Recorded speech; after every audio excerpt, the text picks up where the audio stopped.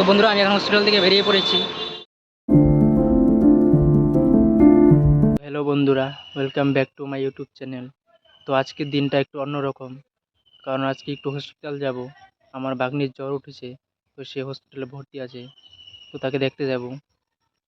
এবং আমার মাসির বাড়ি আলিপুর, তো ওইখানে যাব একটু মাসির সঙ্গে দেখা করতে। তো চলো আজকের ব্লগটা শুরু করি।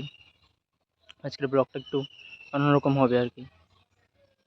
আর এখন সকাল সকাল শুরু করেছি ব্লগটা, এখন 9টা বাজে।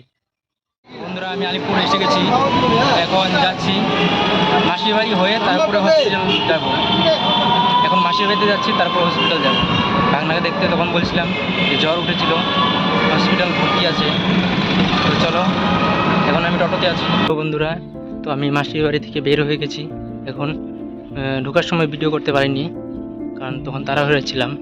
তো এখন মাসির বাড়ি থেকে বের হয়ে গেছি, এখন হসপিটালের দিকে যাব ভাগনাকে দেখার জন্য। তো চলো ব্লগটা কন্টিনিউ করি।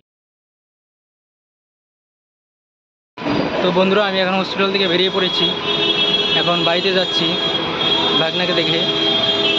তো ওর জ্বর উঠেছে খুব, আজকে রক্ত পরীক্ষা করতে দিয়েছে। তো রিপোর্ট আসবে বিকালে, মানে সন্ধ্যার সময়। তো রিপোর্ট আসলে জানা যাবে অ্যাকচুয়ালি কী হয়েছে।